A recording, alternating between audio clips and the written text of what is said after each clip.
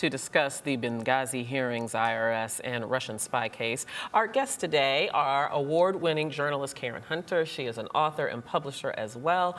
And also, we have with us Sirius XM radio talk show host David Webb. David is the co-founder of Tea Party 365, a nonpartisan advocacy group for fiscal responsibility. Welcome to both of you. Good morning. I almost want to say play nice, but that will be no fun at all. So let's jump right in. Of course, the Benghazi hearings have been going on. I don't even know who wants to start. I'm going to start with you, David. Your choice. Because you'll get Karen going. Right. Okay. You're right about the age Are these part. hearings necessary? Come on. Yes, they are, because we have to look at what happened with a narrative that was pushed well over 18 days about a YouTube video, when in fact the president of Libya, in one case within 24 hours, as well as the CIA, said that this was terrorism. This isn't about whether the president used the word terrorism or act of terrorism or whatever. That can be debated ad nauseum. However, we have two stand-down orders that have now been verified. That's in testimony. That has been verified. We have a general, General Carter Ham. We know where our generals are in the United States at any time, but yet no one is aware of his whereabouts, whether he was in Stuttgart or in Washington, D.C., as well as the fact that what actions were taken over that 9-hour period where we had an ongoing attack, a situation room that was live, and a Secretary of State that was noticeably absent. And this is being pushed down to Ben Rhodes, a lower-level employee on talking points. This is too much. This requires that, and it's not a partisan issue. It's an issue of 4 dead Americans, a terrorist attack on 9/11, and what we do to fix these problems going down the road. Well, that's the only part I agree with. The last part that you said about what do we do to fix it. I think that the Republican Party has been extremely tone deaf as it relates to this issue.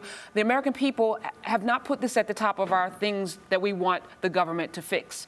And well, some Americans have. Well, to be actually, fair, some have a not. public policy poll that was just released this week says that it's not number one. As a matter of fact, immigration trumps this. Gun control trumps this. So for the Republicans to make this an issue, group saying that this is not a top of issue, which is what I think public if you policy poll is saying. you poll the barbershops really, and the beauty parlors throughout the country, you're going to find the same thing. This is not at the top this is of not Americans' about polls, though. This is about facts and no, truth. this is and about polls what don't tell you Americans facts care and truth. about. And we've sent people to Congress to deal with our issues. And quite frankly, to make this an issue, and it does seem very partisan, it does seem very political, and it does seem like people are targeting Hillary Clinton as a result of this. The bottom line is 4 people are dead.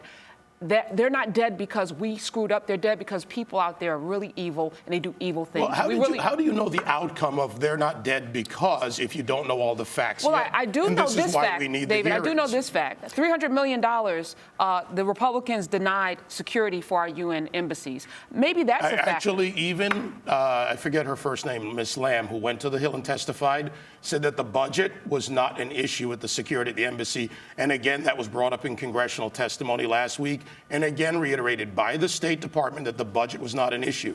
So staying on the facts in this, we have to look at what happened, what was missed, and why. Why was an ambassador? Why is it that Bermuda has a full Marine contingent and in Libya we don't have a Marine contingent or special operators protecting our mission? Well, I'm just curious. I'm gonna get in the crossfire and then duck back out. But we've already had a exhaustive hearing conducted by an independent panel. Why was that not enough? Why is this one? Even in the review of the independent panel, and they came out and said that we did not talk to Secretary Clinton. Well, that's akin to investigating the mob and not investigating the mob boss. She is the boss. There are 60,000 people that are charged under her in the State Department. Okay. Therefore, how can she be the person who runs the State Department, but yet during a situation room and an attack on American soil, which is what it was, not aware or not engaged or not responsible? You can't have both. Okay, David, I'm going to give you the last word on this one. I want to move on to the next. I know you're seeing. You'll get the next one. I'll move to the next topic. You can do what you want. Okay. To. So the next topic, of course, is this whole issue with the IRS. So apparently. Oh, you want me to start with that? Yeah. With the IRS? All right, I just want to make a disclaimer. I do not want a Lauryn Hill situation going on. So IRS, y'all are good with me. Y'all are good with me right now. But I do kind of question, and I think David actually could speak to this better because he actually does have a Tea Party nonprofit who's probably being investigated as we speak. I do kind of I think it is an important issue because all of us probably have distrust issues with the IRS. But if we dial back to when this all happened with the Citizens United ruling in the Supreme Court and why they were looking at these particular groups, I think there could be a case made. I'm not going to condone what the IRS did. I think it's reprehensible, but I think there could be a case made that maybe it's not so off base that they are investigating these people because, the state of our union is really important to me, and I think that, we should look at these groups like yours who are filing for these nonprofit statuses. And look, the IRS should ask questions about any organization that's filed. That's part of the due process.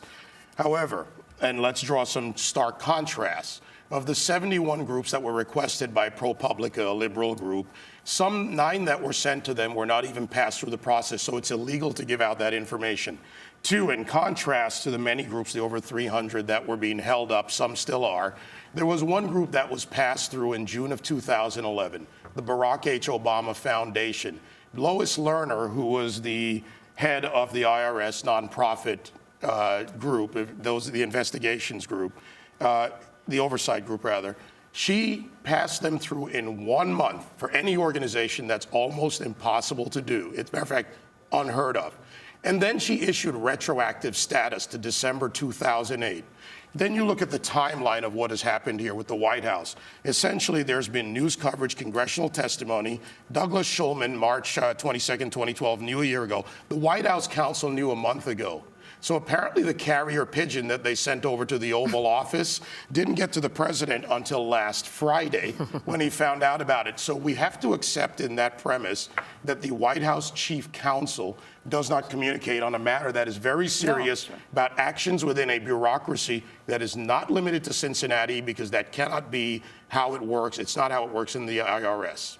I don't think you guys are very far apart on this. No, I mean, it's hard to defend. Who knew what and when did they know is what this turns on. Yeah, it does. But, there is also this, what is the IRS and why do we even have it? It was founded during the Civil War as a temporary agency, and now it has this inordinate amount of power, and we all know what happens when you have absolute power, and we can't fire people. The president can't fire anyone. And I think that kind of speaks to, for me as a citizen, I'm like, we can't check this agency. They can just do whatever they want willy-nilly. And I think that, this is an opportunity now to go back in, do another reform. I think the last reform was 1998.